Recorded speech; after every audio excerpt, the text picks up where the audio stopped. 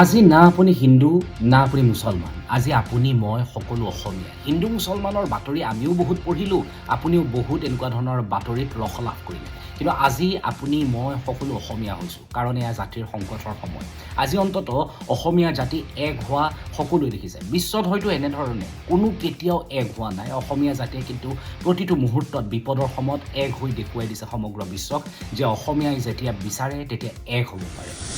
অসমৰ বিৰুদ্ধে যেতিয়া মোগল সৈন্য আহিছিলে সেইটো সময়ত কোন আহোম কোন গৰীয়া বিচাৰ কৰা হোৱা নাছিল, সকলোৱে একেলগে যুঁজিছিল। শৰাইঘাটৰ ৰণৰ সেই ঐতিহাসিক পৃষ্ঠাসমূহ অধ্যয়ন কৰিলে আমি ভালদৰে বুজোঁ।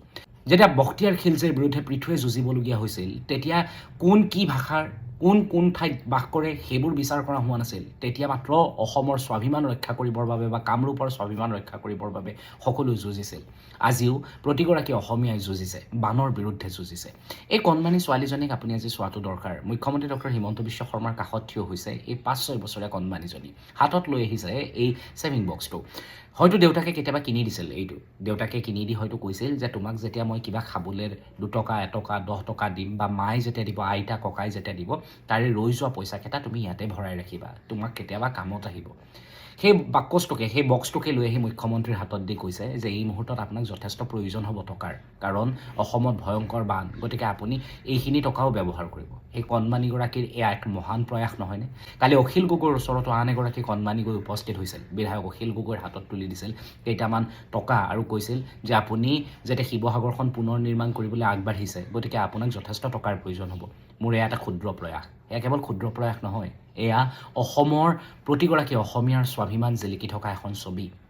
আমি প্ৰতিগৰাকী অসমীয়া যেতিয়াই বিপদ আহিছে তেতিয়াই এক হৈছোঁ। আমি পাহৰি পেলাইছোঁ যে কোন মুছলমান, কোন হিন্দু, কোন খ্ৰীষ্টান। আমি মাত্ৰ মনত ৰাখিছোঁ যে আমি এক অসমৰ অসমীয়া। আজি বদৰুদ্দিন আজমলো ওলাই আহিছে, শ্ৰীতু বৰুৱা ওলাই আহিছে, শৃংখল চলিহা ওলাই আহিছে আপুনি, ওলাই গৈছোঁ মই।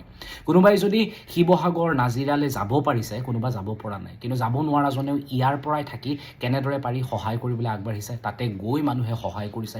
কোনোবাই যদি এই পলহসমূহ আঁতৰাবৰ বাবে কোৰ কিনি দিছে, কোনোবাই আকৌ নিজেই গৈ পলহ আঁতৰাইছে। খাদ্যৰ যাতে অভাৱ নহয় তাৰ বাবে জনসাধাৰণে যেনেদৰে পাৰে তেনেদৰে চেষ্টা অব্যাহত ৰাখিছে।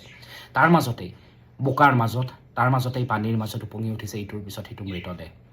দুৱৰা পৰিয়ালৰ বাতৰিটো মই ইতিমধ্যে আপোনালোকৰ আগত প্ৰকাশ কৰিছোঁ। দুৱৰা পৰিয়ালৰ মাতৃৰ মৃত্যু হ'ল, তেওঁলোকৰ 3 সন্তানৰ মৃত্যু হ'ল, পানীত উটি গ'ল সকলো। 3 সন্তানৰ মৃতদেহ উদ্ধাৰ কৰা হ'ল, কিন্তু মাতৃৰ মৃতদেহ কালিৰ দুপৰীয়াৰ ভাগত উদ্ধাৰ কৰা হ'ল, বোকাৰ মাজত পোত গৈ আছিল। ইয়াতকৈ বেদনাদায়ক, কৰুণ আৰু কি হ'ব পাৰে? মানুহৰ পশুধন উটি গ'ল, মানুহৰ পশুধন মৃত্যু হ'ল, গোহালিসমূহ খালী হ'ল, চাৰিওফালে এতিয়া বোকা আৰু বোকা, আৰু তাৰ মাজত অসমীয়া এক হৈ দেখুৱাইছে।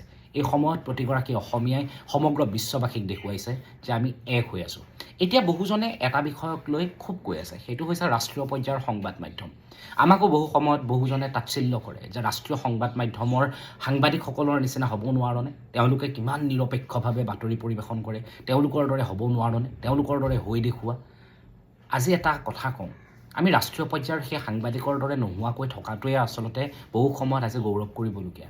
অন্তত বিপদৰ সময়ত নিজৰ মানুহখিনিৰ লগত আছোঁ, প্ৰতিটো খবৰ ৰাইজৰ ওচৰত দিবলৈ চেষ্টা কৰিছোঁ। আজি ৰাষ্ট্ৰীয় সংবাদ মাধ্যমে কক্ৰোচ জনতা পাৰ্টীৰ প্ৰতিবাদৰ একদম বাৰ্গাৰ খোৱাটোৰ পৰা আৰম্ভ কৰি সকলো বাতৰিয়ে বিশ্ববাসীক দেখুৱাইছিলে। কিন্তু অসমৰ জনতাই লঘোণে থকাৰ খবৰ, ত্ৰিপালৰ তলত থকাৰ খবৰ তেওঁলোকৰ দেখুৱাবলৈ সময় নাই, কাৰণ TRP নাই কিজানি তেওঁলোকৰ এই বাতৰিবোৰত।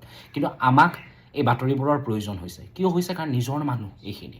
গতিকে আমি সকলো পাহৰি যিবোৰ বাতৰিত আমি ভিউজ পাওঁ, TRP পাওঁ, সেইবোৰ বাতৰি আমি পৰিৱেশন কৰা নাই। সেইবোৰ বাতৰি পৰিৱেশন কৰাৰ সলনি আমি নিজৰ বাতৰি, নিজৰ মানুহখিনিৰ বাতৰি পৰিৱেশন কৰিছোঁ। আৰু সেইকাৰণে গৌৰৱ অনুভৱ কৰোঁ যে আমি ৰাষ্ট্ৰীয় পৰ্যায়ৰ সেইসকল মুধা ফুটা সাংবাদিকৰ দৰে নহয়, হ'বলৈ ইচ্ছাও নাই, মনো নাই। আৰু এটা কথা, আজি অন্তত অসমৰ প্ৰতিগৰাকী content creator, Facebook user, Instagram ইউজাৰক মই ধন্যবাদো জ্ঞাপন কৰোঁ। এটা সময় আছিল যে বাতৰি কাকতত নিলিখিলে বা নিউজ চেনেলত নেদেখালে খবৰবোৰ মানুহে গম নাপাইছিল। কিন্তু আজি অসমৰ কণ্টেণ্ট ক্ৰিয়েটৰ, অসমৰ মানুহে ছ'চিয়েল মিডিয়াৰ সৎ ব্যৱহাৰ কৰাৰ কাৰণে সমগ্ৰ বিশ্বই গম পাইছে অসমত বান হৈছে। নহ'লে ইজৰাইলে অসমৰ বান সন্দৰ্ভত এনেদৰে দুখ প্ৰকাশ কৰে নেকি? বিশ্বৰ বহু দেশে অসমৰ বান সন্দৰ্ভত নিজৰ প্ৰতিক্ৰিয়া প্ৰকাশ কৰে নেকি? ৰাষ্ট্ৰীয় পৰ্যায়ৰ সংবাদ মাধ্যমেতো ভালকৈ দেখুওৱা নাই। তেতিয়াহ'লে কোনে প্ৰকাশ কৰিছে? অসমৰ সংবাদ মাধ্যমে, অসমৰ কণ্টেণ্ট ক্ৰিয়েটৰসকলে যেনেদৰে পাৰে তেনেদৰে অসমৰ বানক দেখুৱাবলৈ চেষ্টা কৰিছে। ছলমান খান আগবাঢ়ি আহিছে। আজি বলিউডৰ ইজনৰ পিছত সিজন তাৰকা ওলাই আহিছে, আয়ুষ্মান খুৰানা ওলাই আহিছে, সকলোৱে অসমক সহায় কৰিব বিচাৰিছে। অসমৰ বাবে তেওঁলোকে ধন আগবঢ়াব, সহায় আগবঢ়াবৰ বাবে যে আগবাঢ়ি আহিছে, ইয়াৰ আঁৰত কিন্তু অসমৰ প্ৰতিগৰাকী কণ্টেণ্ট ক্ৰিয়েটৰৰ এই সময়খিনিৰ সেই কণ্টেণ্টসমূহকো আপুনি ধন্যবাদ জ্ঞাপন কৰিব লাগিব। ভালক ভাল আৰু বেয়াক বেয়া বুলি ক'ব পৰা সাহসকণ প্ৰতিগৰাকী অসমীয়াৰ আছিল, আছে আৰু থাকিব। আৰু অসমীয়াৰ আটাইতকৈ ডাঙৰ গুণটো কি জানে? আমি অসমীয়াই সময়ত কিন্তু এক হ'ব পাৰোঁ। বাহিৰৰ কোনো শক্তিয়ে কোনোদিন কোনোকালে আমাক গ্ৰাস কৰিব নোৱাৰে। আমি সকলো সদায় এক হৈ থাকোঁ। আমি যেতিয়া এক হ'ব লাগে নহয়, তেতিয়া আমি সকলো পাহৰি এক হ'ব পাৰোঁ। আজি মছজিদৰ দুৱাৰ হিন্দুৰ কাৰণে খুলি দিয়া হৈছে। আজি হিন্দুৰ বাবে হিন্দুৱে কেৱল নামঘৰ খুলি দিয়া নাই, মুছলমান লোকসকলকো তাতে আশ্ৰয় দিছে। মুছলমানে ৰান্ধিছে, হিন্দুৱে খাইছে, হিন্দুৱে ৰান্ধিছে, মুছলমানে খাইছে। কোনোবাই হয়তো তম্বু এখনকে টনি দিছে, কোনোবাই হয়তো ৰাস্তাতেই ঘৰ এটা সাজি দিছে। আজি ধৰ্ম পাহৰি গৈছে মানুহে, এই যে আমি জন্মসূত্ৰে লাভ কৰা ধৰ্মটো। আৰু মানুহে মহাত্মা গান্ধীয়ে কৈ থৈ যোৱা সেই শ্ৰেষ্ঠ ধৰ্মটোক অনুসৰণ কৰিছে, সেইটো হৈছে মানৱ ধৰ্ম। আৰু আজিও বিশ্বত মানৱ ধৰ্ম জীয়াই আছে, আৰু অসমীয়াৰ বুকুৱে বুকুৱে মানৱ ধৰ্ম জীয়াই আছে। আজিতকৈ আৰু এই সময়খিনিতকৈ ডাঙৰ উদাহৰণ হয়তো একো থাকিব নোৱাৰে। ধন্যবাদ।